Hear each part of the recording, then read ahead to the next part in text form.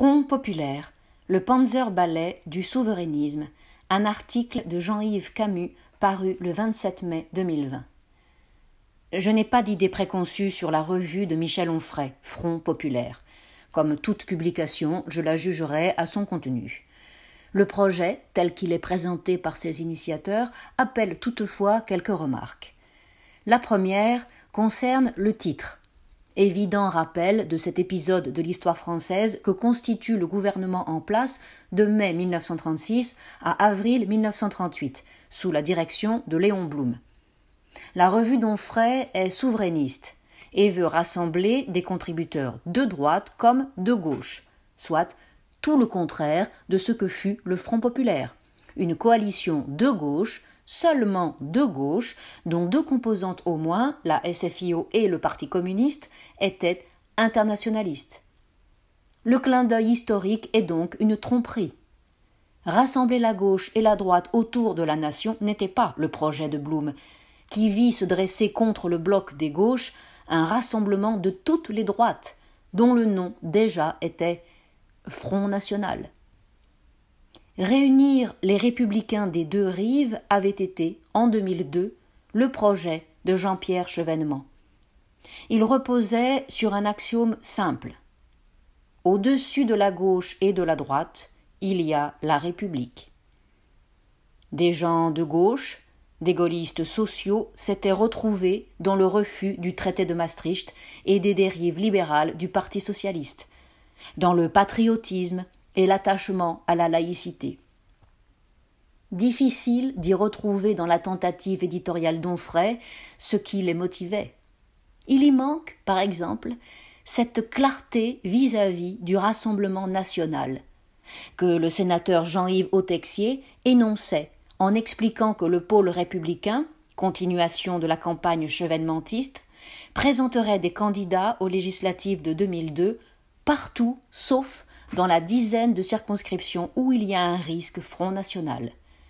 Cette démarcation idéologique claire et nette, Onfray la réfute.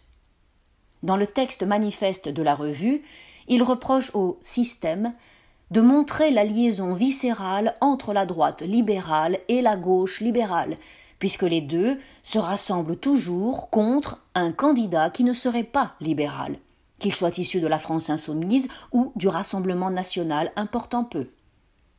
A contrario, faut-il en déduire que, pour lui, l'important est d'être anti-libéral, qu'on suive Jean-Luc Mélenchon ou Marine Le Pen? En effet, Onfray entonne un refrain connu. Pour imposer son hégémonie, le libéralisme, notamment celui de la bonne conscience de gauche, aurait fascisé la droite de la droite. Une fois déconstruite la malhonnête reductio ad Hitlerum, la droite de la droite pourrait enfin être regardée pour ce qu'elle est. Une droite souverainiste qui, comme Onfray, veut défendre le peuple contre le populicide.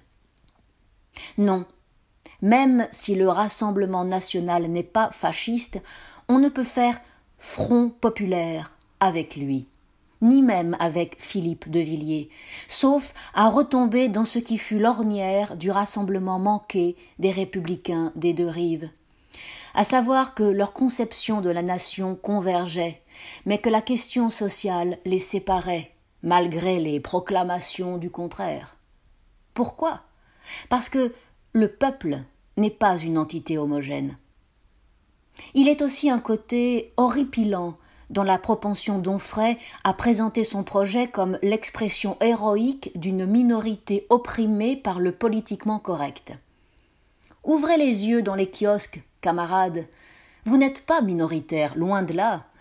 Causeur vit sa vie réactionnaire assumée. Valeur actuelle cartonne.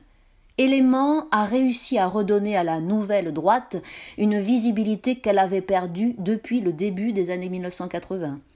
L'incorrect a percé sur le créneau national conservateur, porté par la génération Manif pour tous. La télévision donne la parole chaque jour à Éric Zemmour, Charlotte Dornelas, Gilles William Goldnabel, Natacha Polony et quelques autres. Par comparaison, à l'époque du gaullisme triomphant et du giscardisme, Minute, qui tirait à plus de 100 000 exemplaires, était tricard à l'ORTF et accumulait procès, amendes et même attentats.